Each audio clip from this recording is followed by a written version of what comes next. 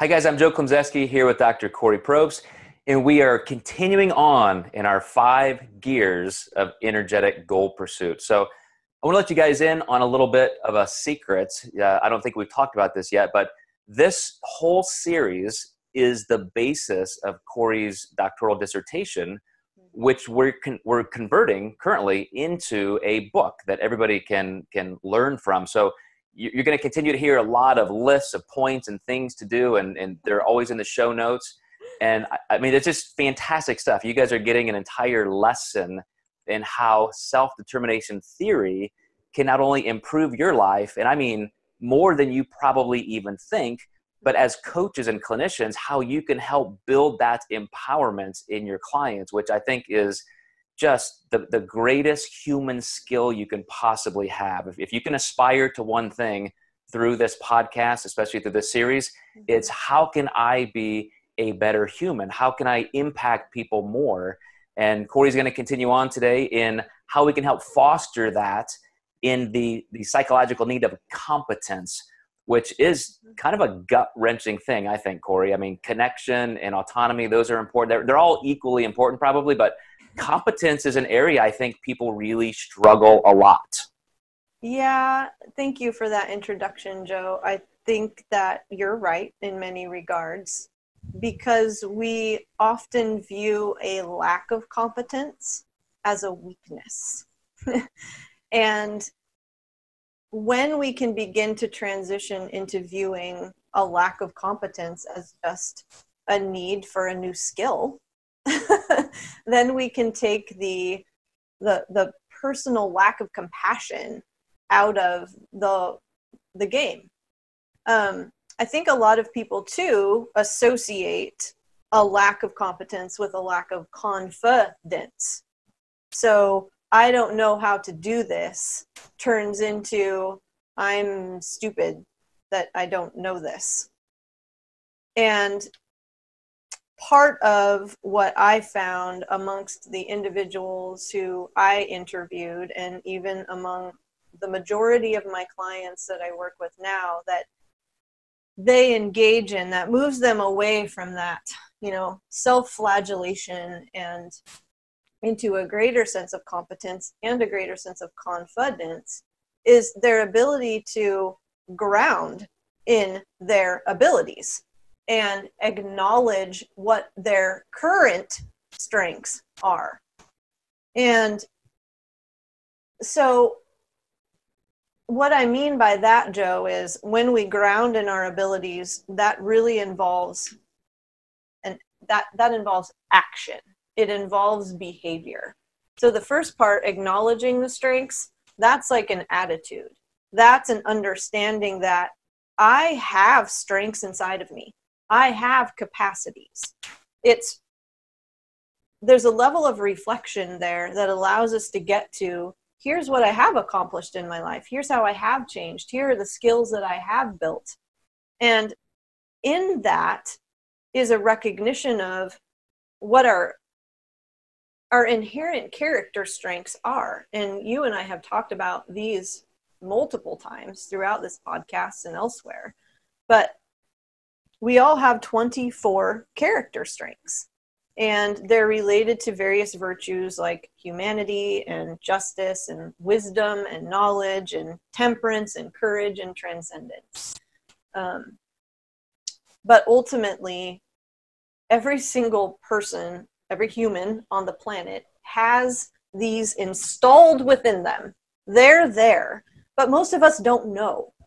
So if we can get in touch with those strengths within us, then we can begin using them and putting them in place toward the scaffolding of these new skills that we need to learn. So I want to ask you in just a second, Yeah. because I know, I think I saw that you are creating this new group. We talked about it in the last podcast. It's just the end, but I want to specify that, lay it out for people who are interested. But in case you are dropping in, listening to us for maybe the first time or two, what Kori's describing in these 24 character strengths is not just something you would see on a meme, Doctors Seligman and Peterson are the founders of positive psychology, and they have been doing this for decades now. There's a book, the Character, Strengths, and Virtues Handbook, and that describes in massive detail these 24 strengths that we all have. And Kori, I love where you're going with this one specifically, because I struggle, and I think a lot of people struggle with how much of life do we look at as positive and how much is negative. And I don't want to be so rosy that I forget that there really is a reality over here that's negative. So I'm interested to hear you describe how you personally divide those two, because even I was reading, you know, William James, the father of modern American psychology. He described it like this. He almost said there are two different kinds of people. People who are so negative that it's almost like a sickness. They just wallow and almost die in this negative perpetual cycle. And then there are people who are positive and following their goals, and they're just living as if everything was fantastic. Mm-hmm. So with those two things that kind of pull us in different directions, what's your life philosophy there? Well, you've asked me a bunch of different questions within this. That's why our podcasts are never short enough. This is why, like, don't ask me about what my philosophy is. It's a work in progress, I'll tell you that, but I have like pages drafted. But let's not go there. Let's go to, it's a common sentiment, what you just said, that positive psychology is this Pollyanna-ish kind of rosy way to view the world. And associated with that is this assumption that we're not facing reality. That's not it at all. That's not, it's not even close. I tend to look at it more from an optimistic, realist perspective. So we have these conditions and we have these circumstances and we have these situations in our lives, and some of them may be pleasant and a lot of them are going to be unpleasant or uncomfortable. But how do we position our attention and our emotion in a way that allows us to move into and through those conditions and circumstances and situations in a way that's going to net us a connection with our values and our principles? So again, it takes an understanding of and a recognition of what our values are and what our principles are to begin with. So I love that you asked me, like, what's my philosophy? Because I think everyone listening should begin to ask themselves that question and not expect that they're going to have a very direct, finite, super clear answer. Because as we go through life and all of the experiences that come with it, that's going to shift. It's going to change. We're going to begin to understand ourselves in new, novel ways. I view life as this adventure. It's an exploratory process. And I want to say this to get back to what the individuals who approach competence from this growth perspective kind of attain or achieve with that mindset.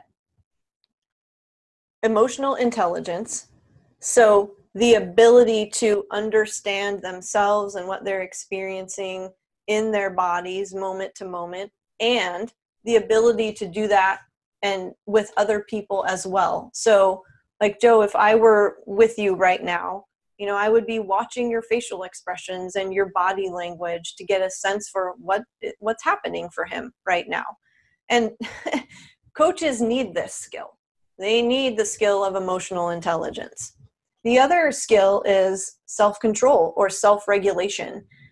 And self-regulation, guys, is actually one of the 24 character strengths. We all have this capacity within us. When I say it's a strength, it doesn't necessarily mean that we use it all the time.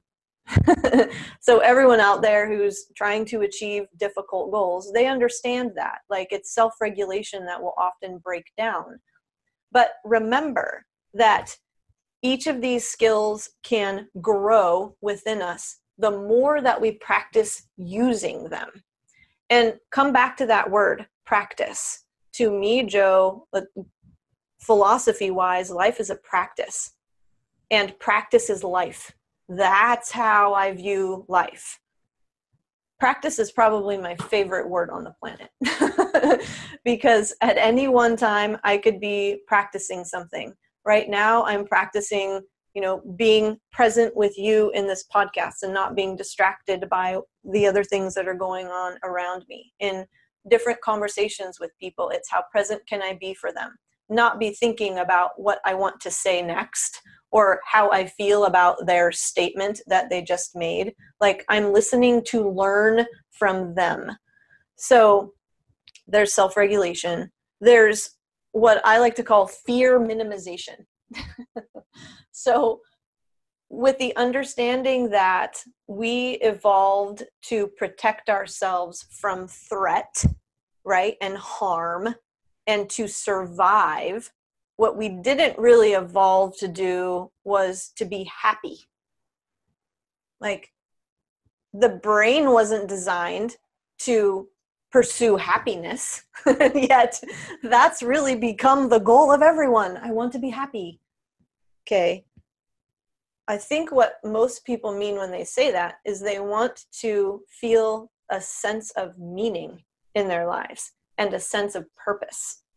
And when we can acknowledge the strengths, and this is what the research has shown, you mentioned Martin and Seligman, when we understand what our strengths are, the 24 of them, right? And we actually put them into practice, we're living a more intentional life. And if I were to relate meaning and purpose to another word, it would be intentional. When we have a focus, when we have something that we can position our attention on. No, people talk about flow. People talk about being in the zone. When does that happen? When we're tuned in to something. Our attention is like pinpoint. The people who do that, and they may be the most structured people we know. My schedule, super structured, right? But the people who do that feel the greatest sense of meaning in their lives and purpose. And when you feel a greater sense of meaning and purpose, you're going to move into new opportunities, which then put you on a path to building new competencies. And each time you build a new skill, you gain a new level of confidence. And with that new level of confidence, then you're able to jump into another challenge, which then puts you on another path to build the competence again, which increases your confidence. So you can see how this just snowballs. But it all begins with like having this, what Carol Dweck calls a growth mindset, and really attuning to where you're letting your attention land. The fourth thing, so I listed emotional intelligence, self-control, fear minimization. Part of that is being able to say, okay, am I really in threat right now? Like, I understand that the brain's job is to protect me from what it perceives to be dangerous. But knowing that, is this really dangerous right now? And if I want to grow in competence, what is the next logical, safe step that I can take? That's fear minimization, and getting really adept and skilled in monitoring our emotional state. And emotions are the sensations that we feel in our bodies, not the story that our minds tell about them, but the actual bodily sensations. And then compassion. And man, I keep coming back to this. I know every single podcast we do probably has emotion or compassion in it. But it's at the very core. It's at the very heart of how we become who we are, how we discover ourselves. and how we move into a more spacious, action-oriented instead of passive orientation to life and to pursuing our goals with this different, higher level of vitality and energy. So it's those four things that I would say are I see most often being built among the individuals who have the highest level of supported competence.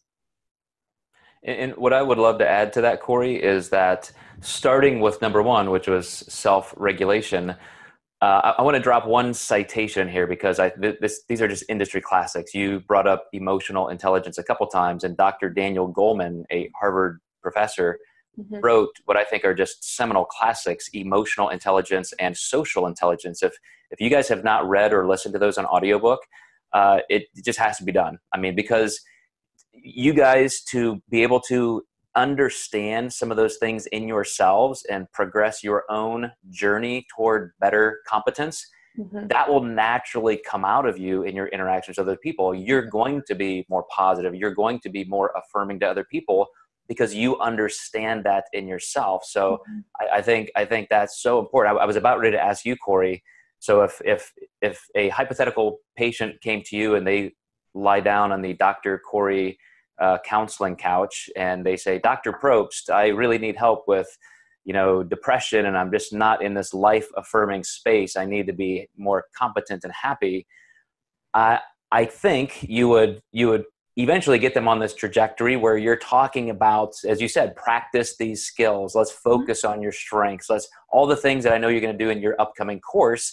And as we start doing that, I'm kind of answering my own first question. Yeah.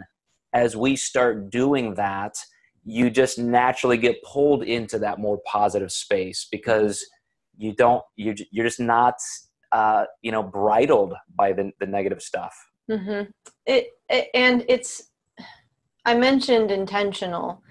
We have to commit. We have to make a decision that even if it's hard, even if it feels difficult, even if, we notice that there's this sense of like constriction and pressure, that we're going to do it anyway. Because the sense of meaning, the sense of purpose, that's more important. Yes, you are right. If they came and laid on my couch, I don't have a couch, but laid on my floor. Yeah, absolutely. That is part of what we would do. My first question would be, well, talk to me. Help me understand what living in your life is like. That's what I would do first. Now imagine this, guys. Okay, if you're a coach or a consultant of any sort, and somebody has hired you for whatever reason, hey, I want you to help me grow my business, or I want you to help me become a nutrition consultant.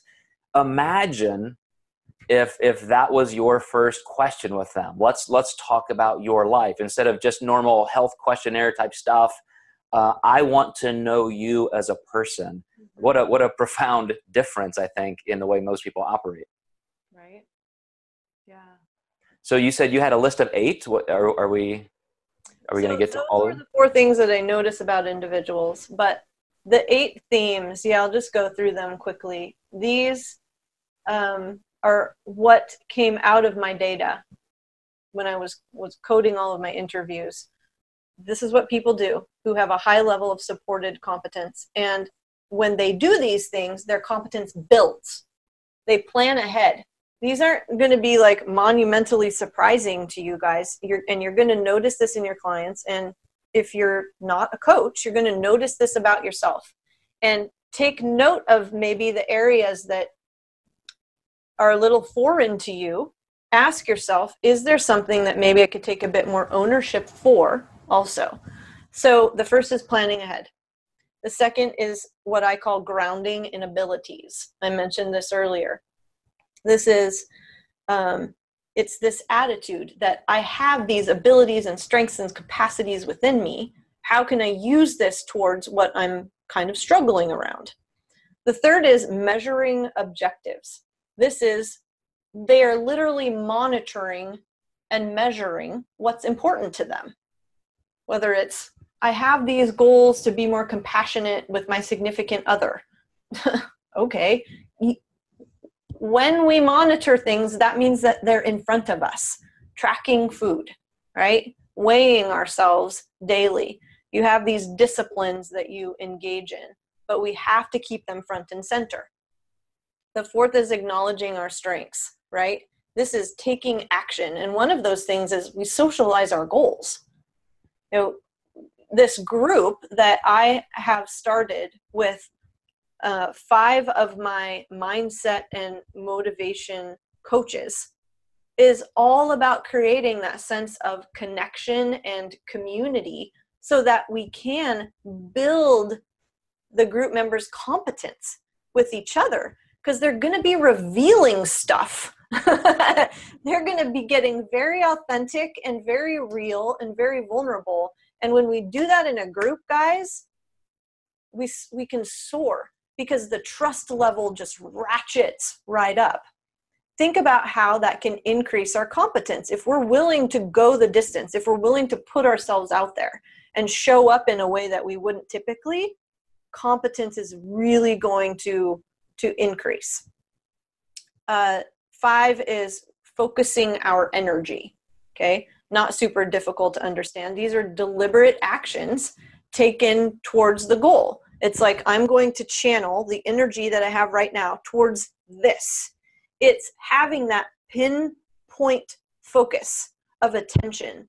There's mindfulness in this. There's, okay, here is how I can remove this distraction and that distraction and engineer my environment so that I can not have to make so many decisions, because that's tiring. It's fatiguing.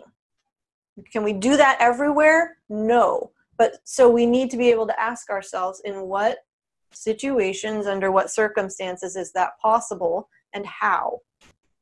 And then we have, this is, what are we on? 1, 2, 3, 4, 5, 6. Seeking understanding. Okay, this is important because it's asking questions. It's gathering information.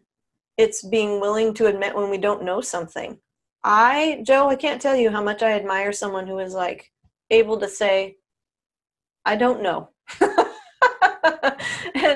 and not feel any sort of pressure to come up with some convoluted answer just so they have something coming out of their mouths. I don't know.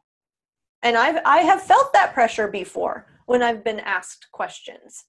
And how freeing is it to be able to say, I don't have any knowledge on that topic or that subject, but I'm willing to learn and find out.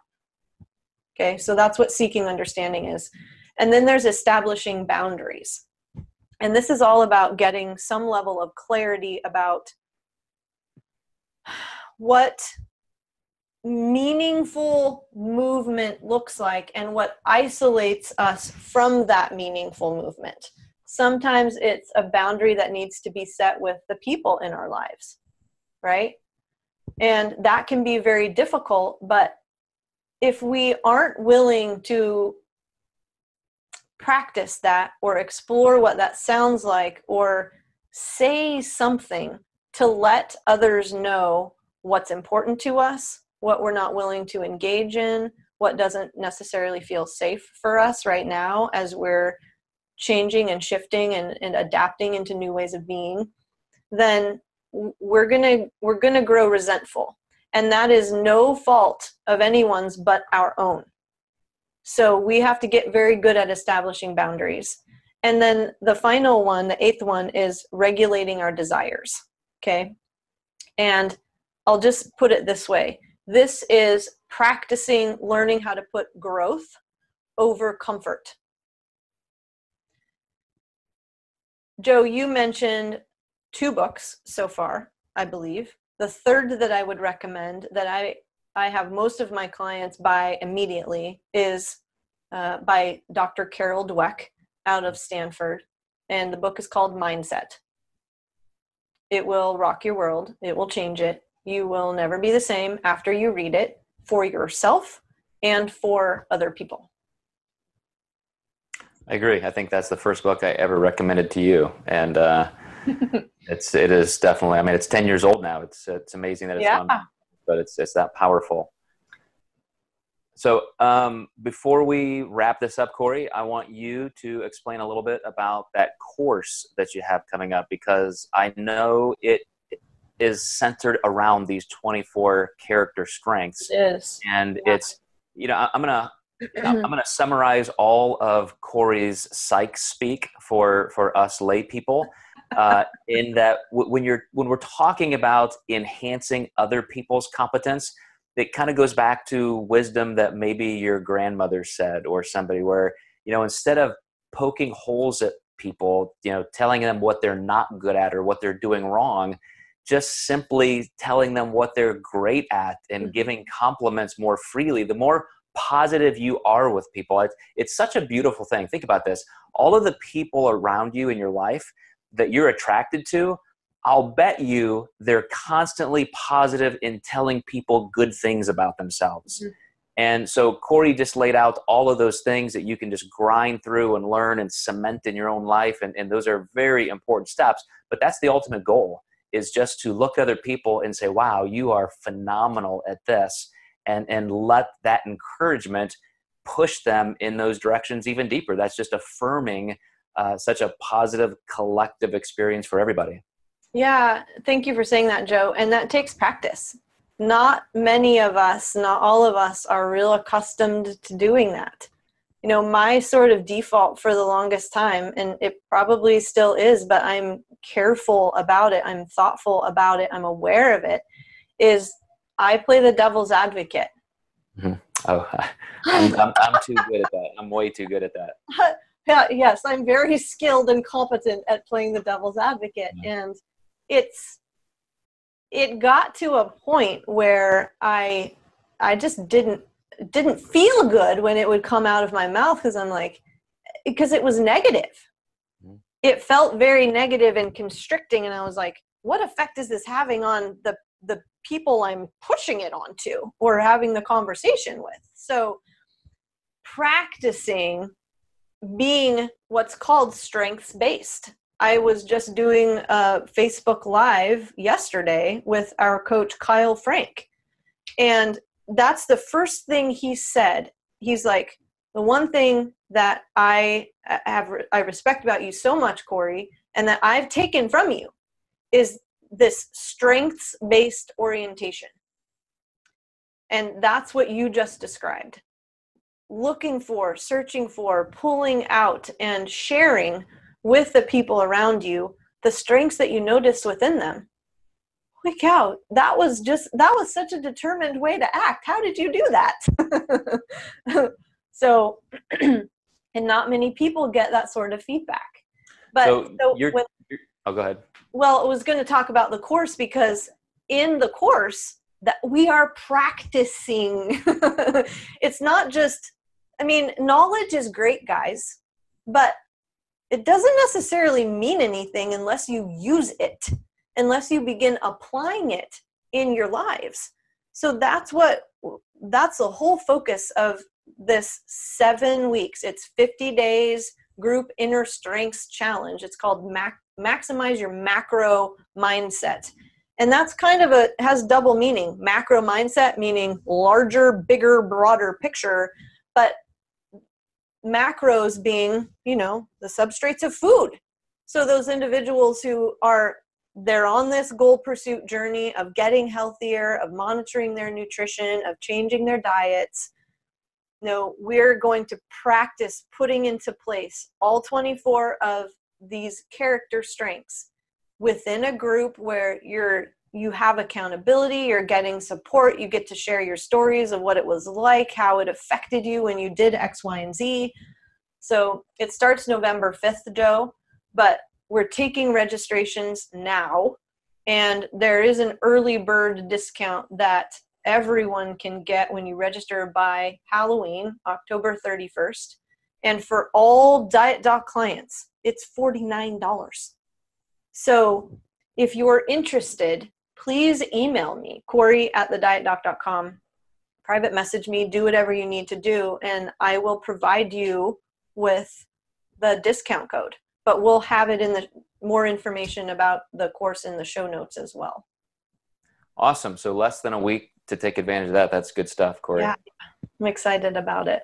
All right, guys, we are going to continue on. We got a couple more episodes in this series because Kori really wants to make sure that everybody has the great view, long-term view of how to implement. We talk so much about self-determination theory and these three motives that we all have that completely undergird every decision we make.